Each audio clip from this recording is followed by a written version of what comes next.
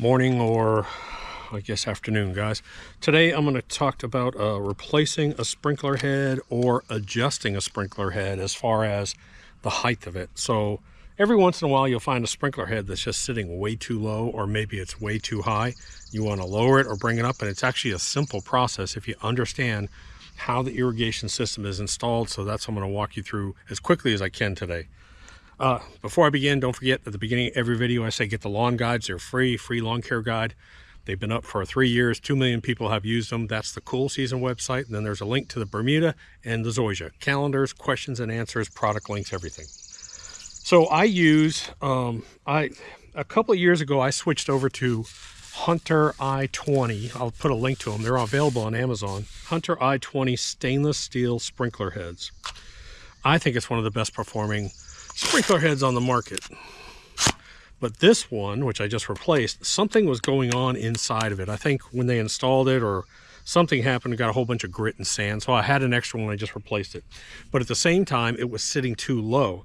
And that was another issue. It was low and it was actually hitting the grass and the dirt. So I had to raise it up. So let's talk about first how the irrigation system works. For the most part, the majority of sprinkler systems are done this way. You have your water source. It might be city water or it might be well water. I run off a well, so my well is over here. They attach into the well with a 1-inch PVC pipe, usually. Most of them some use a flexible pipe, but most of them are going to use a 1-inch PVC type pipe.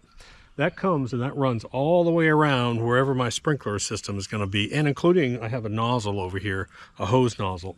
So you have 1-inch pipe. Off that 1-inch pipe, they're either going to cut it and put a T in here, or at the end, they're going to put some kind of elbow. They're going to screw in a nipple, and that nipple is going to attach to something that looks like a small garden hose. It's actually called funny pipe. It's usually 1/2 inch. And so you have a little garden hose looking thing for 1/2 inch. So this white pipe never moves. That little flexible hose can be put basically anywhere. It's usually anywhere from 2 to 4 feet long. So you can move that around. You can move it up and down and move it side to side. And that's what you got to get to. I'll show you when I dig this one out, I'll show you that. At the end of that funny pipe, that little garden hose, 1/2 inch garden hose, they put in an elbow. And at the end of that elbow, I'll show you in a minute, has a little thread. And those little threads screw into the bottom here. It's that simple. So that screws onto here. That screws on, and then you move this wherever you want, and then you fill the dirt in, and you're all set. So you can dig it back up, and because it has a flexible little hose on it, you can move it up, you can move it down, you can move it left, right, whatever you want. Then you have to get into the adjustments of it. A lot of your cheaper, now when I say cheaper, these are only 30 bucks a piece. You can get, you can get Rainbirds or get cheaper brands for like 9 to 15 bucks. These are 30 bucks. They're almost twice the price of a normal sprinkler head, but man, they're worth it. They're such a good performing head. Plus, they're customizable. So they're going to send you, you're going to get, when you order these, each one of these is going to come with a key and different nozzles. Now, these different nozzles control the gallons per minute, and it's going to go from 1.5 all the way up to 8 gallons a minute. And so you can control how much water is actually going to each station out here. You can increase it, decrease it by the volume of water. The next thing you'll do, and how you put those in, it's a little bit tricky. I actually put them, but they make a tool to hold it open. I just put it between my legs. I stick this key in here, I turn it, and I pull. Now see that little blue piece in there?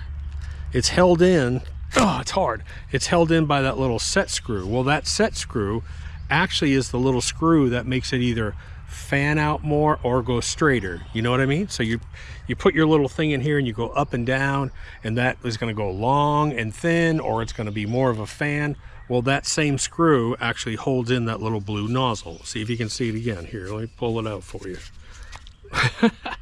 Great job, Doc. See that? Hopefully you can see that there, that little blue, and there's a little silver screw that's in front of it. And that's what's sort of making it either mist or fan or shoot long. So you can control it that way too. Now on the Hunters and on Rainbirds and Hunters are pretty much the same. You're going to have a little plus and minus signal here. You put your key in and you go minus, and it's going to rotate less.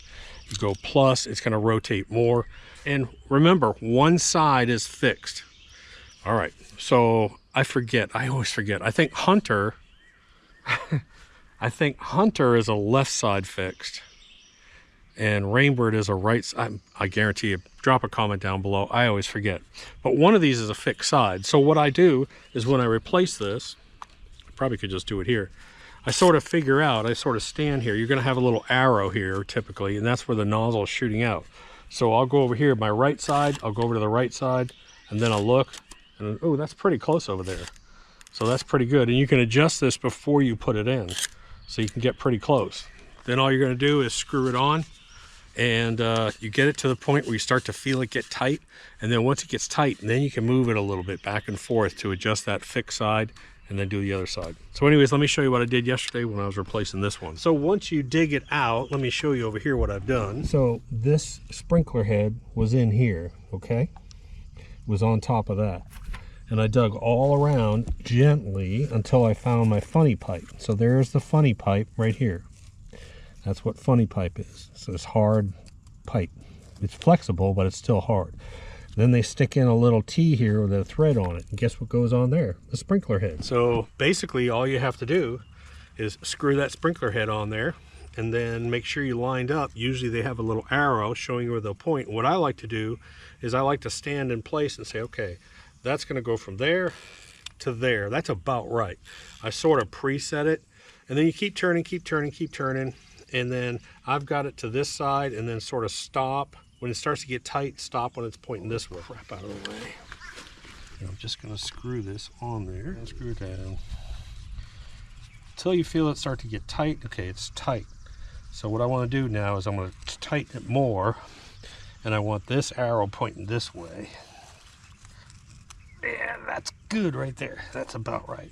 I'll be able to adjust this too. So now I'm going to bring up my funny pipe. I can raise it, and then I can push this dirt, which is rock hard now. I can put this dirt under that funny pipe.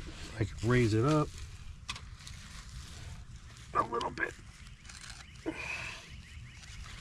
And that's about where I want it right there. It was way low. I mean, way low. So that's about right. That's where I want it. So now I'm just going to fill it in.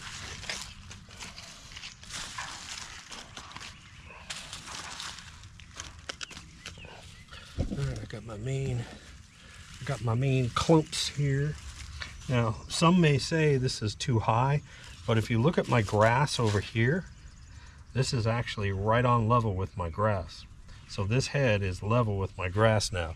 It was about 3 or 4 inches below before. So I had to move it up. So it might be hard to see on this one.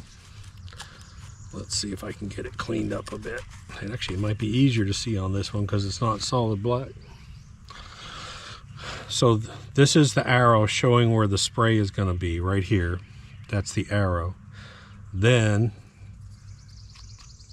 this controls the back and forth. How far do you want it to go left? How far do you want it to go right? You put that in there and you adjust it minus or plus. And you'll see a minus or plus.